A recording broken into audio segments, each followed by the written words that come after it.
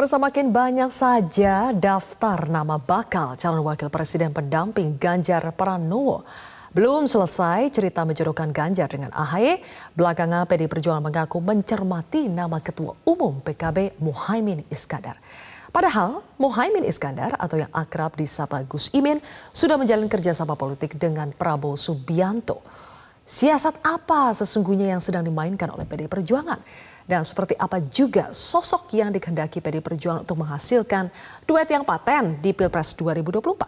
Saya akan mengulasnya bersama dengan Ketua DPP PDI Perjuangan Nusyirwan Suyono, kemudian Wakil Sekretaris Dewan Syuro PKB Maman Imanul Haq, dan Direktur Eksekutif Kedai Kopi Henry Satrio. Selamat malam Pak Nusyirwan, Kang Maman, dan juga Mas Hensat. Waalaikumsalam.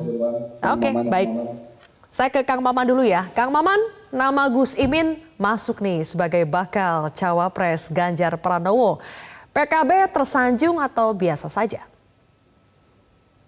Ya, tentu kami mengucapkan terima kasih ya atas bidikan yang dikatakan oleh Mbak Puan. Tetapi PKB tentu sebagai partai yang punya daulat sendiri, lalu punya mekanisme. Poin pertama yang selalu PKB kemukakan bahwa hasil muktamar mengamanatkan untuk Gus Muhaimin menjadi calon presiden atau calon wakil presiden. Yang kedua, amanat-amanat dari para kiai termasuk lewat beberapa ijtima ulama mengamanatkan kepada Gus Muhaimin untuk terus maju, termasuk juga melakukan komunikasi kerja-kerja politik yang sudah dibangun dengan Gerindra. Jadi Prabowo Muhaimin menjadi amanat dari beberapa kiai. Tetapi tentu karena ini adalah politik yang sangat dinamis dan cair, maka pernyataan dari Mbak Puan bahwa Gus Muhaimin pun menjadi salah satu yang diincar untuk jadi capresnya Ganjar, ini tentu membesarkan hati kami. Tetapi tentu harus ada pembicaraan yang lebih serius bahwa ini sudah baru ada belum itu merupakan rencananya, tahapan Kang awal. Maman? Pembicaraan yang lebih serius itu sudah ada belum? Saya rasa kedatangan Mas Hasto ke DPP itu lebih kepada pembicaraan bagaimana demokrasi ini demokrasi ini dibangun lewat sebuah mekanisme yang lebih sistematis, mempertimbangkan bagaimana peta politik yang ada. Kita tahu bahwa PKB menjadi kekuatan Islam yang moderat, termasuk juga kekuatan Gus Muhaimin sebagai tokoh NU paling tinggi surveinya untuk menduduki jabatan presiden atau wakil presiden dari hasil survei sekarang. Tentu kehadiran PDIP di DPP PKB itu menjadi sebuah isyarat bahwa PDIP selalu memperhatikan kekuatan-kekuatan politik, termasuk juga menjalin komunikasi-komunikasi dengan sebuah kalangan. Ini sesuatu yang positif, karena kita tidak ingin politik hanya sekedar mementingkan kepentingan sendiri, lalu ada semacam keyakinan bahwa tanpa kerjasama dia bisa. Ini yang diperlihatkan oleh PDIP bahwa politik harus kerjasama, sinergitas untuk kepentingan bangsa itu yang lebih penting. Baik, pertanyaannya kan kerjasamanya ini serius atau tidak serius sebetulnya, Pak Nusyirwan? Kan Mbak Puan itu menyebutkan banyak nama ya, bukan hanya Gus Imin, ada sekitar 10 nama yang disebutkan. Jadi keseriusan untuk menggandeng Gus Imin dijajaki sebagai bakal cawapres Ganjar itu seserius apa sih? Keseriusan itu tentunya tidak bisa langsung kita jawab, apalagi tadi sudah disampaikan, kan yang disampaikan oleh Mbak Puan tidak hanya satu.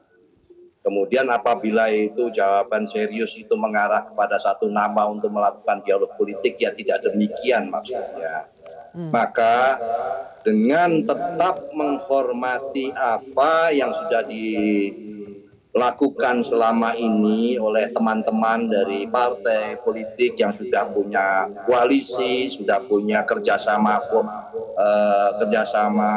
antar partai politiknya, kami sangat menghormati. Tapi tentu bahwa dialog itu tetap apabila disepakati atau katakanlah dialog itu diterima, ya tentu seperti apa yang sudah dilakukan oleh Sekjen, oleh Mas Hasto awal berjumpa itu kan tidak mungkin satu pihak saja. Sebuah dialog itu tentu apabila diterima ya pasti akan berjumpa. Maka sebenarnya ini adalah menjalin beberapa kemungkinan dialog itu harus tetap kita lakukan meskipun masing-masing partai politik sudah selama ini semua sudah mengetahui posisinya masing-masing.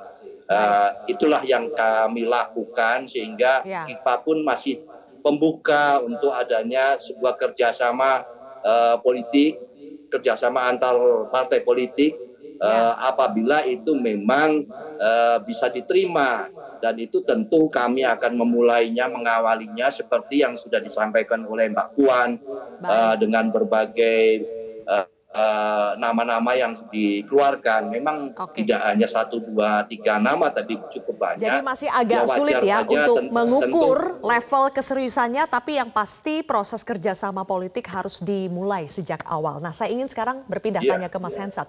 Mas Hensat, kalau kita lihat cara PDI Perjuangan saat ini di bawah Mbak Puan ini agak berbeda dibandingkan 2014-2019 ketika mencari cawapresnya Presiden Joko Widodo, itu tidak ada daftar nama seperti ini. Tapi ini ada strategi yang berbeda. Menurut Anda kenapa ada strategi yang baru ini? Ya karena bukan semata-mata mencari cawapres menurut saya, tapi juga ada keinginan dari PDI Perjuangan untuk memperbaiki image pasca komentar Ibu Mega yang menyanggah bahwa PDI Perjuangan sebetulnya adalah partai yang bukan partai sombong. Jadi waktu itu kan Ibu Mega mengatakan hal itu. Nah, ini diperjelas dengan silaturahim yang dilakukan oleh PDI Perjuangan melalui Mbak Puan. Tapi apa salahnya selain silaturahim juga menjajaki calon wakil presiden untuk Mas Ganjar Pranowo. Saya rasa tujuannya memang itu, Mbak Sylvia. Dan apa yang dilakukan Mbak Puan ini kan juga menurut saya hal yang positif ya. Bukan saja untuk memperkuat silaturahim, tapi bisa jadi untuk membuat sebuah pemilu yang riang gembira yang tanpa perpecahan. Selain itu Mbak Sylvia, saya mau nyanjung sedikit nih, ketumnya Bang Maman itu luar biasa. Video dengan Vespanya itu sangat mencerahkan, menceriakan. Jadi pasti dapat respon positif yang banyak. Oke, baik. Kalau seperti kata Mas Hensat ya, ini adalah strategi PDI Perjuangan untuk memperbaiki image supaya tidak dicap sebagai partai yang sombong. Tapi kalau kita cermati lagi tadi pernyataan dari Bu Mega, kembali lagi bahwa Bu Mega mengatakan ya soal cawapres boleh dong kalau saya pilih sendiri, tidak ada yang salah dengan hal itu. Kita akan bahas ini lebih jauh, pemirsa, bagaimana cara PDI Perjuangan menentukan satu nama nanti. Sesaat lagi.